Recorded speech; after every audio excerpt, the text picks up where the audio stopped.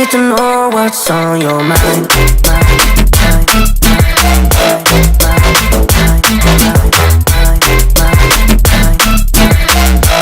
You can call my name, I'll be alright.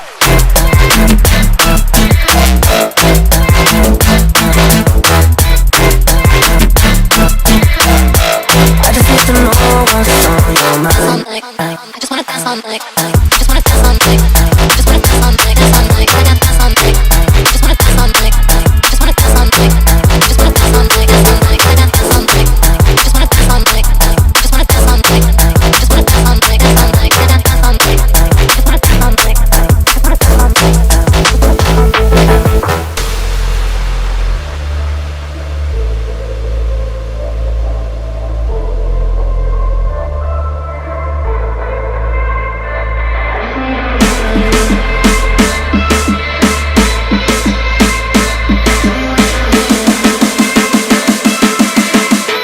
I just need to know what's on your mind.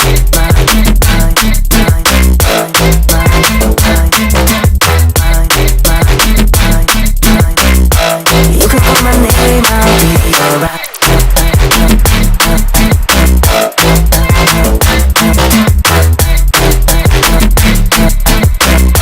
I just need to know what's on your mind. I just wanna dance all night. Just wanna dance all night. Just wanna dance all night. Dance all night. I got dance all night. Just wanna dance all night. Just wanna dance all night. Just wanna dance all night. Dance all night. I got dance all night. Just wanna dance all night. Just wanna dance all night. Just wanna dance all night. Dance all night. I got dance all night. Just wanna dance all night. Just wanna dance all night.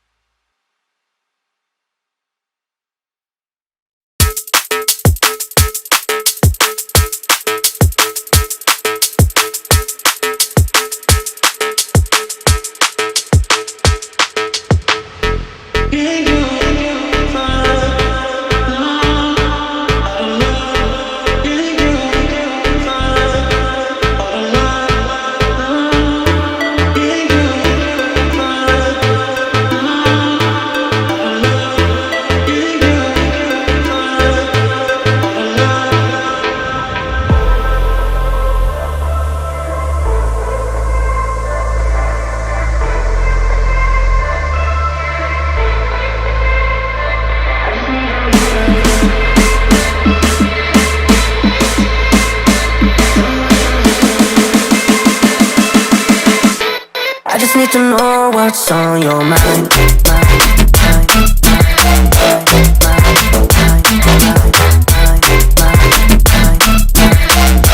You can call my name. देखिए हम मुंबई आए हैं और मुंबई आने के बाद मुंबई भारत की आर्थिक राजधानी है और यहाँ के लोग बहुत प्यारे हैं, बहुत अच्छे हैं। भागदौड़ की ज़िंदगी में उनके जीवन में बहुत सारे तनाव हैं, डिप्रेशन है। स्पिरिचुअलिज्म के माध्यम से, आध्यात्म के माध्यम से, बिना किसी दवाई के सबसे बड़ा मेडिसिन है हमारा आत्मबल, हमारा स्पिरिचुअलिज्म। उसके माध्यम से मुंबईकर जितने हैं, मुंबई के लोग हैं, वो तनाव रहित जिंदगी जिए और भारत के उत्थान में अपना योगदान बहुत ज़्यादा दें। इसके लिए मैं मुंबई के दौरे पर 3 दिन के लिए आया हूं। आज यहां पर मेरा कार्यक्रम था, हमने लोगों को संबोधित किया है। मुझे विश्वास है कि लोग आनंदित होंगे, सफल होंगे और भारत की उन्नति में अपना योगदान देंगे। सर, इन दिनों हम देख रहे हैं कि लोग डिप्रेशन में जा रहे हैं, बहुत सारी चीजें चल रही है लोगों के साथ में। सर, क्या मैसेज होगा आपकी तरफ से कि लोग पॉजिटिव फील करें?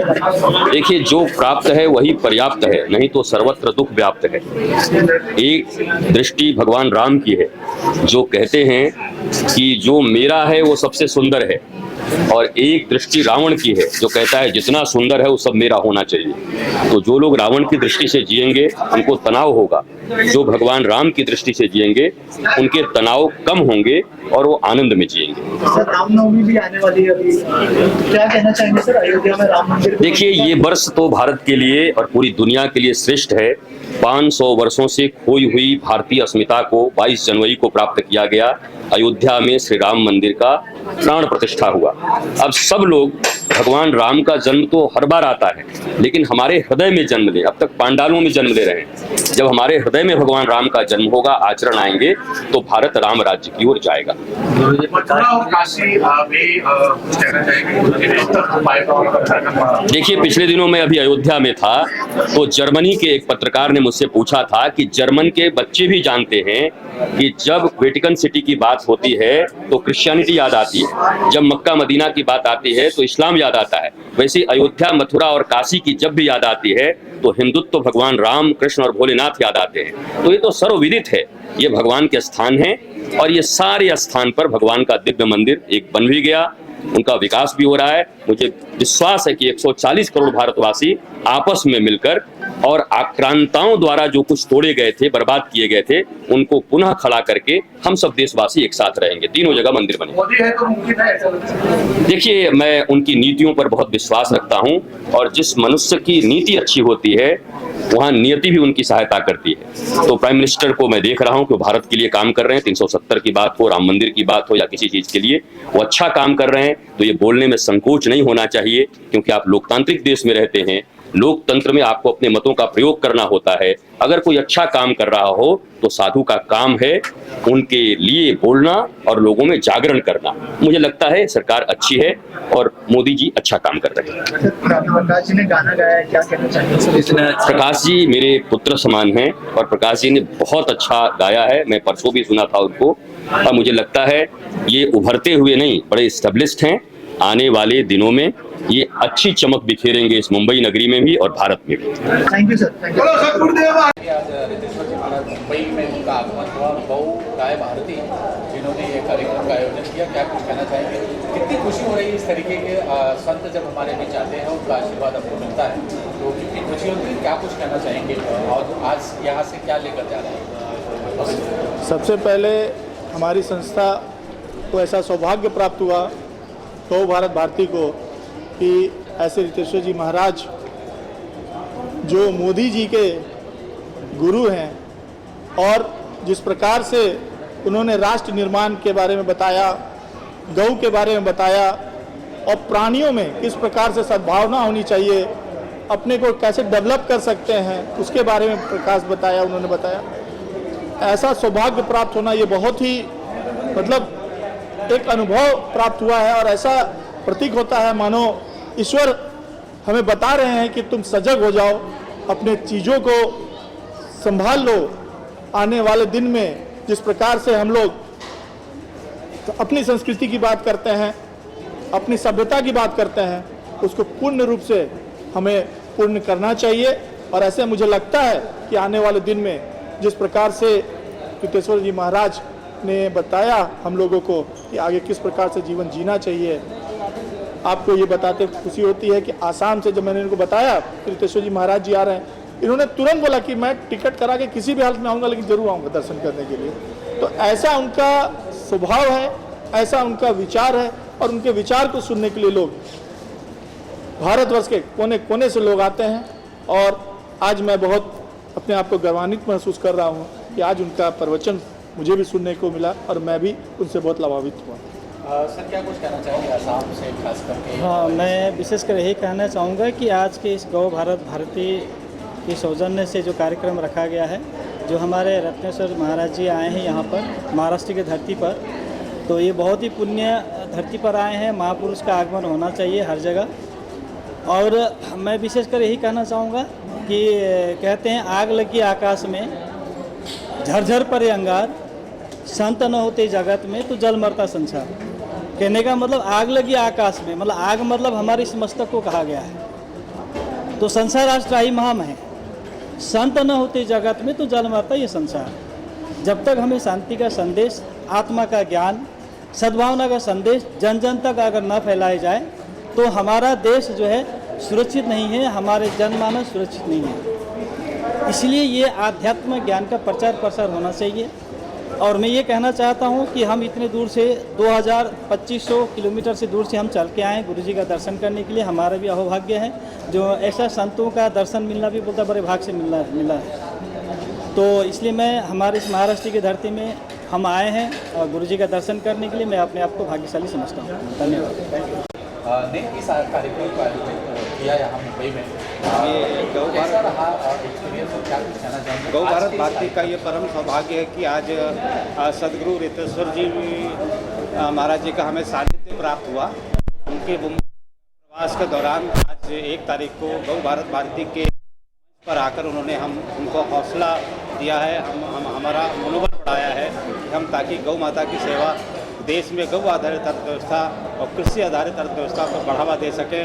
तो मैं माननीय सदगुरु के चरणों में उनको नमन करता हूँ, प्रणाम करता हूँ और मैं यही कहूँगा कि उन्होंने आकर के हमारे कार्यक्रम को एक नई दिशा, एक नई ऊर्जा दी है। तो ऐसे ही सदगुरु का आशीर्वाद हमारे प्रकाशन पे बना रहे और उनके मार्गदर्शन में हम काम करें, ऐसी मेरी इच्छा है। कोई बहुत बहुत मिशन आज गुरु जी ने दिया आपको कहूँ कि जैसे कि उन्होंने कहा कि कृषि में ज़्यादा ये होना चाहिए। मैं एक बात मैं कहना चाहूँगा कि आज तो मेरा कि आज के दिन हमने एक अच्छा काम और गौ आधारित कृषि व्यवस्था का मतलब ये होता है कि देसी जो गौवंश है हमारे भारतीय, वो उसका जो बायो फर्टिलाइजर गैस वो बनता है, जो गैस गोबर का जो इस्तेमाल होता है खेतों में इस्तेमाल होता है, उसको जैविक खेती कहते हैं। तो जैविक खेती जितनी यूरिया रहित या रासायनिक खेती से हम जितना बचेंगे उसके लिए हमें गाय के गोबर का इस्तेमाल करना पड़ेगा। और गाय के गोबर का इस्तेमाल, गौमूत्र गोबर का इस्तेमाल हम तभी कर पाएंगे जब गाय प्रचुर मात्रा में गौवंश हमारे देश में बचेगी।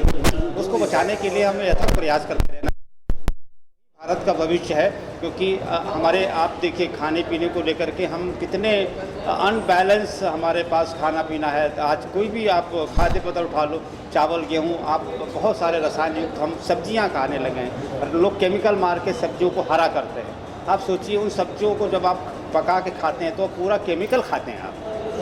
हमारे वैज्ञानिकों का कहना ये है कि अगर हम इसको नहीं बचा पाए, नहीं सुधार पाए, तो आने वाले 10 से 15-20 वर्षों में 15-20 साल के लड़के बेमौत मर जाएंगे, उनको हार्ट अटैक आ जाएगा। आज के नौजवानों में हार्ट अटैक का जो न्यूनतम जो पैमाना देखा गया है, आप सब मीडिया से हैं तो आपको पता होगा कि 15-20-30 साल के 30-35 के अंदर के लोगों को हार्ट अटैक हो रहा है। पहले तो ऐसा नहीं था, हार्ट अटैक इतने होते नहीं थे नौजवानों को हार्ट अटैक। तब क्यों? तो मुख्य कारण यही है, इसमें देखा गया कि यूरिया युक्त, रसायन युक्त उनको खाना वो खाते हैं, इसलिए उनका जो इम्यूनिटी सिस्टम है वो कमज़ोर हो चुका है, कमज़ोर है, वो झेल ही नहीं पाता है।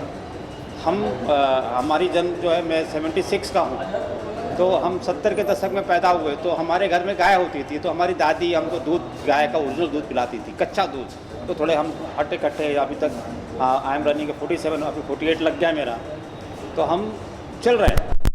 वक्त आने वाले टाइम पे ये बड़ी स्थितियां खतरनाक होने वाली है। इसके लिए गौ आधारित खेती, जैविक खेती, ऑर्गेनिक फार्मिंग हमें करना चाहिए और उसका भोजन हमारे घर में जाएगा तो हम जीवित रह पाएंगे। मैं यही कहूँगा। और आज सदगुरु जी ने हमारे कार्यक्रम में हमको आके आशीर्वाद दिया, मैं उनको बहुत बहुत धन्यवाद करता हूँ। धन्यवाद। Thank you. दीपक जी, क्या कुछ कहना चाहेंगे? रितेश्वर जी महाराज के हाथों को सम्मानित किया गौ भारत भारतीय के सम्मान। सबसे पहले तो मैं संजय अम्बानी जी का बहुत आभारी हूँ कि उन्होंने ये मौका दिया गुरु जी को मिलने का, उनका सानिध्य पाने का। और सच में उनको देख के मैं मंत्रमुग्ध हो गया और इतनी सुंदर वाणी और इतना सुंदर संदेश उन्होंने दिया कि सीधा दिल में उतर गया। और बहुत ज्ञानी है, भगवान के बहुत नज़दीक है और उन्होंने बहुत अच्छा संदेश दिया हमको। और संजय अम्बानी जी को मैं बहुत आभारी हूँ। मेरे को अभी पता चला है कि उनका जन्मदिन है, तो उनका जन्मदिन की भी बधाइयाँ दे रहा हूँ और यही संदेश के साथ मैं आप सबका आभारी हूँ। Thank you Deepak ji. प्रकाश जी, बहुत बहुत शुभकामनाएं आपको। और बड़ा ही सुंदर कार्यक्रम रहा। रितेश्वर जी महाराज जी का मुंबई में आगमन हुआ, भजन से आपने मंत्रमुग्ध कर दिया लोगों को। क्या कुछ कहना चाहेंगे? कितनी खुशी की बात होती है इस तरीके का जब कार्यक्रम में, और खास करके रितेश्वर जी महाराज का मुंबई आगमन में?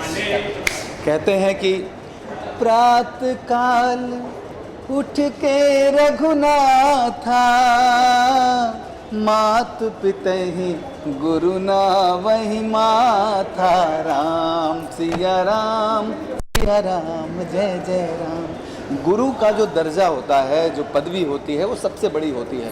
कहते हैं गुरु गोविंद हो खड़े काके लागू पाए, सबसे बड़े गुरु होते हैं जो ईश्वर के बारे में बताते हैं हमें। और आज हमें मौका मिला सद्गुरु रितेश्वर जी का स्वागत करने का, उसके लिए मैं अपने आप को बहुत सौभाग्यशाली समझता हूँ। और गौ गाय भारती ने इस कार्यक्रम का आयोजन किया, साथ में मधुर फिल्म्स भी था जी।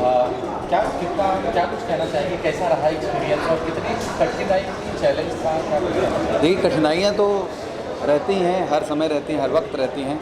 जब ये हमारे सामने आया कि हमें रितेश्वर जी का स्वागत करना है, तो हमने संजय अमान जी से बात की, गौ भारत भारती के जो एडिटर हैं, चीफ हैं, तो उन्होंने, वो मेरे दोस्त हैं, उन्होंने सहर्ष स्वीकार किया और लगातार उन्होंने तैयारियां की। बहुत खूबसूरत तैयारी संजय अमान जी ने की और उसके बाद आप सब लोगों ने देखा ही कि अच्छे से कार्यक्रम हो गया।